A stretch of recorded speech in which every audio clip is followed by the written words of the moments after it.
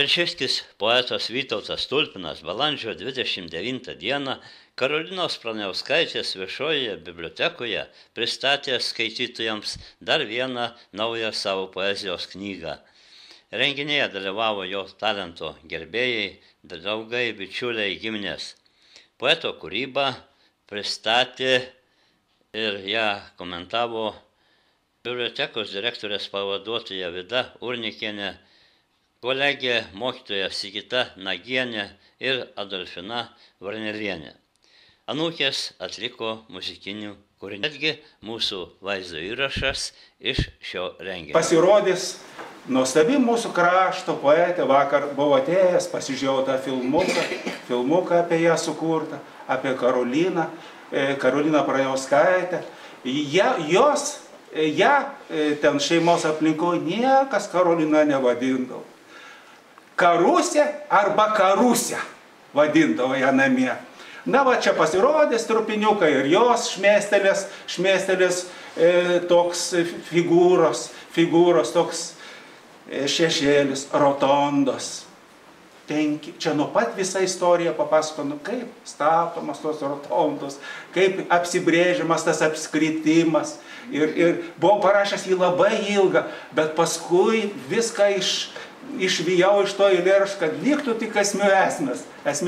Istorija yra, kuri atėjus iš mano vaikystės, vaikščiant šitais pažerėjais, pamaščiais šitais. Rotondos. 5-6 pagaliai sukasi į rinkį. Bus priebėga, bus pavėsiai mums, mūsų šešėliams eit, miegam. Naktis dar plati, vaikai, mūsų sapnai kelia, segasi mundurus, sagos plačiai užsėjo visą krantą, brūkšnys išilgai šakelės iš šonų skersai. Nuo kalno sklinda šviesa, įvėjingas rotondas, mėlynė pervertas slauniojo kardo, persmelktas tolių toliausių. Pro šulinius eidavo, pro pirtį, medžių lajos uksmėja draugė su atkalniam.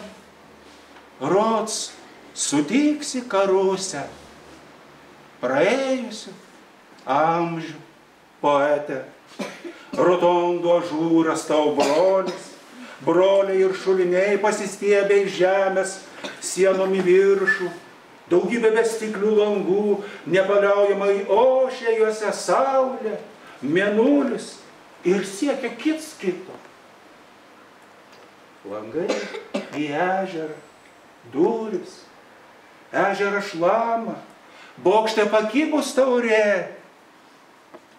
Tu gali neregėtai tylėt.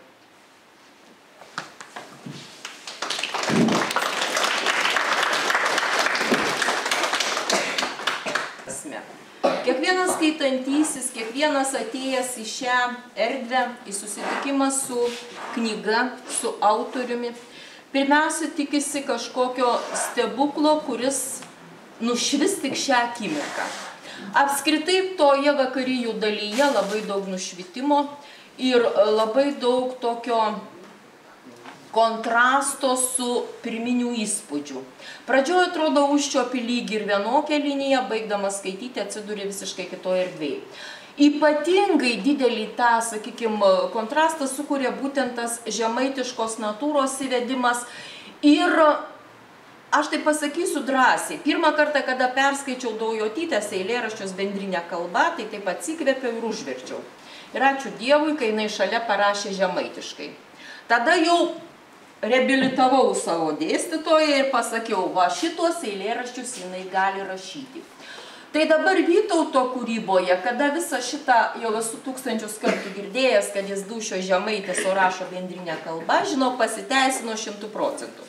Nes tavo eilėraščiuose apskritai to tokio išėjimo į užribius, kada tu esi žemaitiškos natūros ir kada tu kalbi apie tai, kas yra būdinga kiekvienam mūsų žemės, mūsų pasviečio žmogui, yra aiškiai suvokiama ir aiškiai žinoma.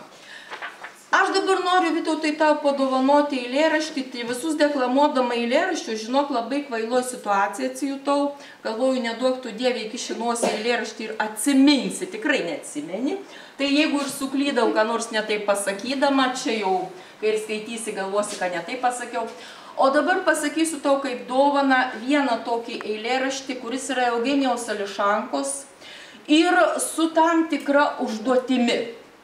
Kadangi apskritai eilėraščiai čia mokytoja bandė susakyti, kad tai yra lakoninis tekstas, lakoninis sakinys, tai matysi toje potekstėje, kas ryškėja ir prie ko aš čia einu. O vadinasi eilėraštis, kai kas jau yra girdėję, bet man labai tas eilėraštis patinka ir kiek jau teko čia susidurti su įvairaus amžiaus žmonėmis, kiek išgirdau nuomonių, niekada nemaščiau, kad galima tą eilėraštį išgirdus susidaryti daugybę niuansų savo gyvenimo, o kad yra taip, tai tikrai. Taigi, Eugenijus Ališanka vienu sakiniu. Čia bus dovana. Vienu sakiniu į pasaulį ateina kūdikis. Vienu sakiniu gelia bitė.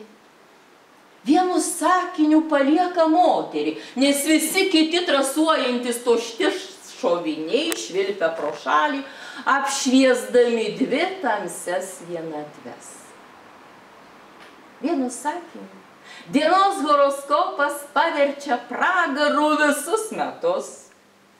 Vienu sakiniu žaidžia sakinio meistras. Vienu kamuoliu vienus dangaus vartus. Vienu sakiniu žinios, vienu sakiniu karas, vienu sakiniu į kalbą įsimeta vėžys. Karpo žnyplėm savo uodegą ir nepadeda nei taškai, nei daugtaškiai. Ilgieji ar trumpieji brūkšniai vienu sakiniu lieka mažiau. Vienu sakiniu redaguoja Bibliją ir Šekspyrą. Romeo ir Džiuljeta jie miršta, Hamletas miršta. Vienu sakiniu Dievas miršta. Viešpatie, kodėl mane apleidai, sako veidaknygės autorius. Vienu sakiniu visą pasaulį, nu niekaip.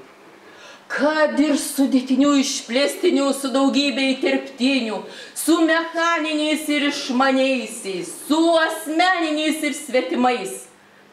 Vienu sakiniu visą eilėraštį, nu niekaip.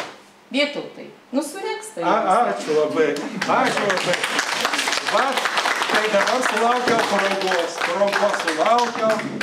Labai noriu jums pasakyti, kad labai esu dėkingas Gvidui Latakui. Jis ne tik šitas visas iliustracijas čia yra, žodžiu, bet jis yra padaręs medalį skirtą mano kūrybai. Ir jis paskambina man ir sako, Gvidas sako, Vytautai, aš parinkau tokį sakiniuką iš tavo kūrybos, sakau, ne vaikinė, ne šitas man svarbiausias yra. Aš turiu kitą sakinį. Vot šitas dabar sakinys ir aš pasakysiu, kas čia yra ant šito medalio užrašyta. Tavo viršus dangau. Tavo viršus. Tai Kukulienė sako, kai perskaičiau šitos žodžius, sako, labai ilgai susimaščiau. Taip, tai yra mano kūrybos tas sakinys, viso gyvenimo kūrybos sakinys. Tavo viršus dangau, tavo viršus. Tai dabar paskaitysiu dar tokį, reikia vis tiek, aš labai noriu vieną antrą eilėraštuką paskaityti iš to paskutinio skyriaus, to nieko. Žinot, kai sakai nieko, atrodo, čia skepsis, čia nihilizmas, viešpatie. Mes sako, nieko, viskas gerai. Kad ir kas būtų, aš nemėgstu to žodžių, bebūtų, kad ir kas būtų, viskas gerai. Pasaulio mes nepakeisim. Mes tikrai nepakeisim pasaulį. Jeigu žmonės būtų galėję pakeisti pasaulį, jie būtų jį labai seniai pakeitę. Todėl, žinot, kai atvažiavo Mastrojanis į Maskvą ir kai paklausė jo, kokie aktoriau, ten žino žurnalistėliai apspitę, kokie aktoriau jūsų ateities planai, jis tai parodė pirštų į dangų. Sako, va, nieko negaliu pasakyti, va, kas bus, parodė. Žodžiu, tai aš dabar paskaitysiu gal prie išvažinėto kelio, mes visi stovim prie išvažinėto kelio. Dieve, tolybėms nėra lygių, šaltai debesuojas ir pugavoja, toks plėšikiškas, krentančiam lapui ruduo. Tai, ką regi dabar, turėjo regėtis ir anksčiau, nors paremė smakrą, lygų vasnoji visišką tylą. Ko ne, šiaurės ašigalį. Paritink ramybę per šaltį, tik neklaus, kodėl tokia lemtis skirta būtent tau. Niekas negali to atsakyti. Saulė leidžias pati per save. Ir dabar dar noriu paskaityti tuos paskutinius eilėraščius, vargu ir turėk galvoje, man yra be galo jie svarbus. Vargu. Mes labai dažnai pavartojam šitą žodį vargu, bet čia aš suteikiau kitokių prasmių. Ką ketinai pasakyti? Pasakėjai. Turėjai apstybę laiko, šaltenio vanduo iš pogluosnio tekėjo per pievą, gyvenimo pusėn. Amžiną atilsį, uosių alėjai ir šalteniui, amžiną kamino dūmui, dieną, kurios stygo kažkas atsisuka, nueina lėtai, sunkiai žingsniais, žvyrės lizdas vietoj versmės. Vasaros karštis, širšės lekia iš urvo, kienotas pasiutęs skalikas. Ant žardinos gelda dienai mazgot. Bet labiausiai iš visų eilėraščių ir kai buvau čia pakviestas į televiziją, tai skaičiau turėk galvoje. Turėk galvoje. Aš visada kažkaip, kai būna kartais sugalvoja eilėraščiai pavadinimo, tai noriu šoktelėti į viršų. O čia tas variantas, kada norėjau šoktelėti į viršų, sugalvojus šitam eilėraščiai pavadinimą. Turėk galvoje. 3 pirštai koteliu užrašė. Kas turi sugriūti, sugrius. Kas neturi sugriūti, irgi sugrius. Lygi ir tu paplautas smėlis. 3 pirštai koteliu užrašė, kad šnarančiai šešėliais atskrenda dagiliai. Tiesiai. Kas čia, sėdint ant akmens ir vienume ir dviejau ir gėlai, už tai, kad gyvenai dėl to paties, dėl ko gyvena dėlės ir velena, asiūkliai slėnio drėgmėje, dėl ko suloja lapės. Tau muzika turėjo kilti iš minties, iš slėpiningos promenados, nes astronomija skurdi kaip guvernantė, išplėtusi akis į šeimininką, nes to, kas tikra, daug mažiau nei rodės. Visais padykusiais laikais, net mums palikus šį pasaulį, tiki ar ne, ateina linksmas metas. Noriu visiems labai padėkoti, kad po šito inteligentiško lietaus, kuris tęsiasi visą naktį ir pusę dienos, jūs atėjot pasiklausyti mano eilėraščių. Labai dėkoju Sigitai, kuriai teko sunkus labai vaidmuo šiandien. Ir Sigita yra tikrai genialus žmogus, jis gali išmokti begalę eilėraščių atmintinai, kas jau mano amžiui nebėra taip jau toks būdingas brožas, jaunystėje tik man būdavo, galėdavo išmokti pusę knygos per kelis vakarus atmintinai. dėkoju visiems labai, dėkoju bibliotekos darbuotojams, kurie surengė šitą mano knygos pristatymą, tas sutiktuves. Aš nesu toks naivus žmogus. Labai gerai žinau, ką mano visiems šeiminykščiams reiškia šitą trilogiją. Žinau, kiek kainuoja šitokių knygų rašymas. Ir žmogus gerokai pasensti per tą 14 metų, bet yra, visada sakau, jeigu jūs kankinatės rašydami eilėraštį, tai jūs nerašykite.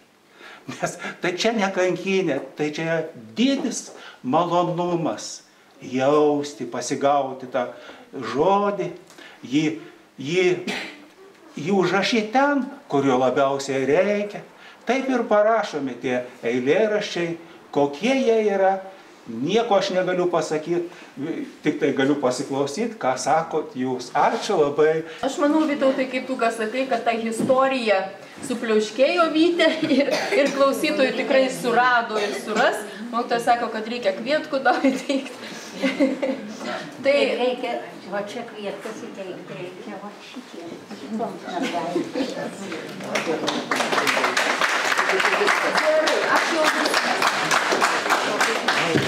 Ačiū labai Vytautui ir Sigitai. Supratau, Vytautas Tulpinas, ar čia tas namelis, apie kurį jis kalbėjo? Nežinau, gal jūs atsakysit mergaitei. Ačiū labai.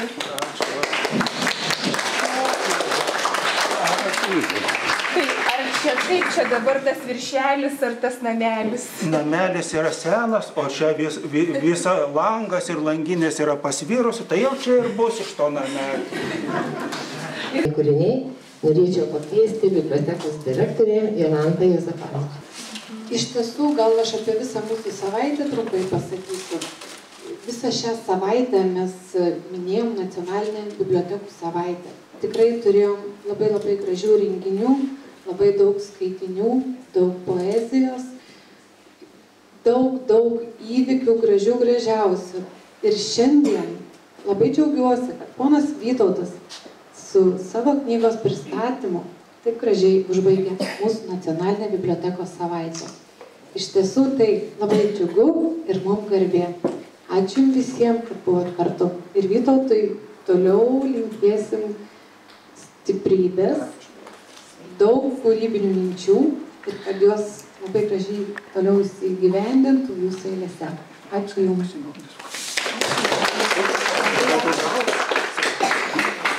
Aš taip matau, kad yra nemažai žmonių studijų, tai aš gal pavardėm nes...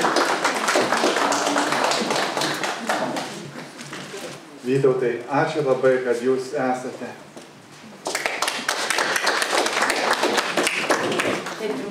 Taip trumpai ir vyriškai. Labą dieną visiems susirinkusiems. Ačiū Vytautai už tą žinutę, kad pakvietei, nors mes esame bendra pavardžiai, bet negiminis. Norėčiau, kad būtume ir vieną ir kitą. Tai va, geros tau sveikatos, ačiū, kad rašai, turim ką paskaityti. Didelė garbė telšiams.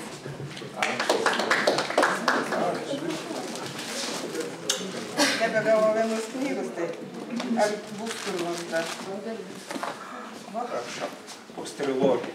Nu, paskui, kaip čia dabar? Aš kaip klasiokų atstovė noriu pasveikinti, palinkėti ir toliau to kūrybinį sėkmės Vytautai. Ačiū labai geru. Mūsų yra 50-oji Žemaitės laida. Ačiū. Aš ne knygas, aš negilėm, gal aš parašiau. Tai drąsiau prašom, Bandulę kviečiam. Ačiū. Nes mes žemaitiškai turim kartais pasakyti. Žinot, šaltinis. Man taip gražiai žemaitiškai skamba, žymiai geriau šaltenis.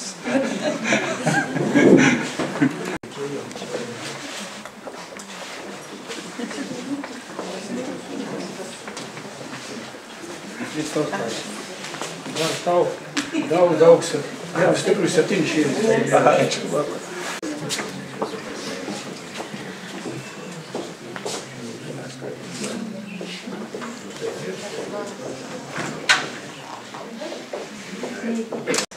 pats genialiausias mūsų žemės poetas Vytautas Mačernis. Ir aš visą gyvenimą norėjau, kad jo paminklas Telšiuos būtų. Ir manau, kad jis netolimoje ateityje bus. O. Be gėlių galim. Ačiū. Sakyti porą žodžių. Ačiū.